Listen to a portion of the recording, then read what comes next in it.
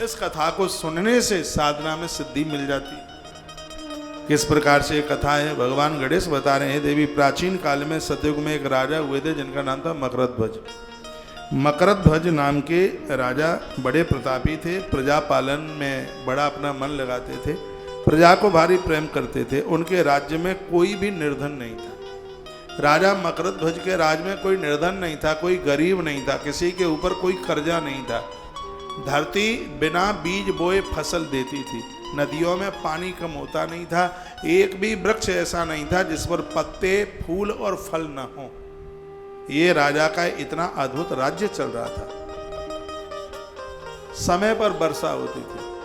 आनंद की बात यह थी कि एक भी नारी ऐसी नहीं थी राजा के राज्य में जिसकी मांग का सिंदूर छिन्न भिन्न हो गया हो, जिसका पति उससे पहले दुनिया छोड़ के चला गया हो। एक भी नारी उस राजा के राज्य में ऐसी नहीं थी। कथा समझ में आ रही है? कैसे हम बोलते ही जा रहे हैं। 30 साल में पहली बार सुना रहा हूं। पहली बार सुनाने पर भी ऐसा लगेगा नहीं कि पहली बार सुनाया जा रहा है। गणेश पुराण की कथाएं कहीं है काफी, कहीं उतना टाइम मिल नहीं पाता, इसलिए विस्तार पूर्वक गणेश चौथ की कथा नहीं सुना पाए। अब के ऐसे ही मन में बात आ गई थी कि वृंदावन में है, वैशाख का महीना है, तो चलते चलते 3 दिन के लिए गणेश चौथ की कथा भी सुना दो। आज दूसरा दिन है, कल तीसरा दिन है, कल पूर्णिमा है, और कितने भी आप व्यस्त रहें कल की कथा नहीं छोड़िएगा। कल 8 बजे केसी घाट पहुंच जाना, यमुना के किनारे। वहाँ चुनरी मनोरथ है, मैया जी का भोग है। सब नौका में बैठकर मैया जी को चुनरी उड़ाएंगे। जो आज चले जाएंगे वो हाथ घिस के पछताएंगे, जो रुक जाएंगे वो आनंद मनाएंगे। यमुना यमदूतन तारते है।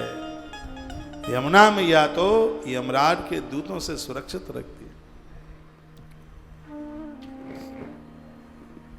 तो भगवान गणेश मैया पार्वती को एक कथा सुनाते हैं। कहते हैं प्राचीन काल में सतयुग में राजा हुए थे मकरध्वज। बड़े अच्छे राजा थे, प्रजा का पालन पुत्र की तरह करते थे। उनके राज्य में कोई निधन नहीं था। चारों वर्ण ब्राह्मण, क्षत्रिय, वैश्य, कनिष्ठ अपने अपने धर्मों का पालन करने में लगे हुए थे। राजा के राज्य में बहुत आनंद था। प्रजाओं को चोर डाकू आदि का कोई भय नहीं था। प्रजा स्वस्थ रहती थी। सभी लोग बड़े उदार थे, सुंदर थे, बुद्धिमान थे, दानी और धार्मिक थे। राजा के राज्य में इतना सुंदर राज्य शासन होते हुए भी राजा को कोई संतान नहीं थी, राजा को कोई औलाद नहीं थी।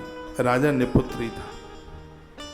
एक बार राजा महात्मा याज्ञवल्क्य के पास में जाके रोया। मकरध्वज राजा, ऐसा साधु का दरबार है जहां आंखों के आंसू की कदर जानी जाती है। दुनिया के आगे रोना और अपने नैन खोना, ऐसा दरबार महात्मा और परमात्मा का है जहां लोगों के आंसुओं की इज्जत समझी जाती है। दुनिया के सामने रोगे, हंसी मजाक करेंगे। गुरुजी के पास, महात्मा याज्ञवल्क्य के पास में राजा मकरध्वज जाकर के रोए और कहने लगे, हे गुरुदेव, निपुत्री हूं, क्या यह वंश मेरे संग ही डूब जाएगा?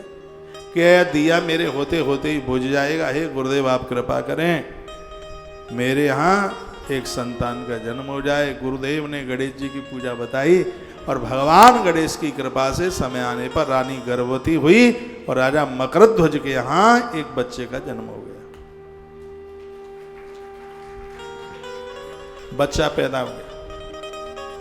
बच्चे को जन्म लेते ही राजा देवी देवताओं को भूल गया। इतना मोह में पड़ गया, राजा का लालन पालन करने लगा। अब राजगद्दी पर राजा नहीं तो उनका जो मंत्री था जिसका नाम था धर्मपाल, वो गद्दी को संभालने लगा। राजा ने धर्मपाल को वो सब सौंप दिया। तरह तरह के खिलौनों से वो राजकुमार का पालन पोषण, राजकुमार को वो प्रसन्न करने लगा। राजा का शासन मंत्री धर्मपाल के हाथ में चला गया। तो धर्मपाल तो बड़ा धनवान हो गया। धर्मपाल की जो पत्नी थी वह बहुत ज़्यादा अनन्य भक्त थी भगवान गणेश की। तो वो धर्मपाल था, वो तो बड़ा धनवान हो गया, समृद्ध हो गया। मंत्री महोदय को एक से एक बढ़कर 5 पुत्र हो गए गणेश जी की कृपा से। मंत्री पुत्रों का धूमधाम के साथ विवाह और वो सब धन का उपभोग करने लगे। मंत्री के सबसे छोटे लड़के की बहू अत्यंत धर्मपरायणा थी। चैत्र कृष्ण चतुर्थी आने पर उसने भक्ति पूर्वक गणेश जी की पूजा करी। उसका पूजन और व्रत देखकर उसकी सास कहने लगी, अरे ये क्या तंत्र मंत्र करती है, लगता है किसी ठगी बाबा जी के चक्कर में पड़ गई है। इन बाबाओं को सब बदनाम करते हैं। हाँ? कितना भी भजनानंदी हो, तपस्वी हो, लेकिन मुंह में से बातें ऐसी निकालेंगे। याद रखना, आग लगी आकाश में बरस रहे अंगार, साधुन हो तो जगत में तो जर जातो संसार। यदि महापुरुष ना होते तो पूरी दुनिया ही खत्म हो गई होती। तो उसने कहा, लगता है किसी साधु के चक्कर में पड़ गई है, जादू टोना टोटका कर दिया। अरे दुष्टा, तू मेरी बात मान रही है कि नहीं? मैं पीट पीट करके तुझे सीधा कर दूंगी। वो अपने बहू को डुकरिया बोली। उसकी सास बोली का जादू टोना टोटका करना सीख के आ गई है, तांत्रिक अविचार मुझे पसंद नहीं है। इसके उत्तर में बहू ने जवाब दिया कि हे सासू जी, मैं संकट नाशक भगवान गणेश जी का व्रत कर रही हूँ। यह व्रत अत्यंत फलदायक है और बहुत प्रभावी है। तब डुकरिया ने कहा, मैं गणेश वणेश किसी को नहीं जानती, चली आई गणेश की मौसी, सीधा कर दूंगी तुझे। इतने में उसका बेटा आ गया। उसने अपने बेटे से शिकायत करी और कहा कि तेरे घर में एक ऐसी दुष्टा आ गई है जो कि जादू टोना टोटका करती है।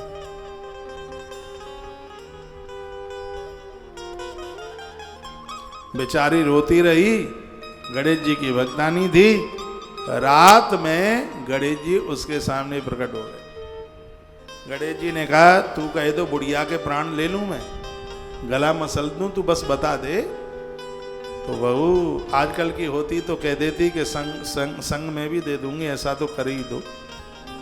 लेकिन वो रो रो करके कहने लगी, यदि आप मेरे ऊपर प्रसन्न हैं तो आप मेरी सास के प्राण मत लो, मेरे सास की बुद्धि को आप बदल दो। कथा कहती है कि पूजा आप करते हैं तो फल में यही मांगो, पति की बुद्धि ठीक रहे, बच्चों की बुद्धि ठीक रहे, घर के लोगों की बुद्धि ठीक रहे, यही मांगो। लेकिन आप कंकड़ पत्थर मांगते हैं। कंकड़ पत्थर तो पुरुषार्थ से इकट्ठे कीजिए, परमात्मा से बुद्धि मांगिए, परमात्मा से परमात्मा को मांगिए।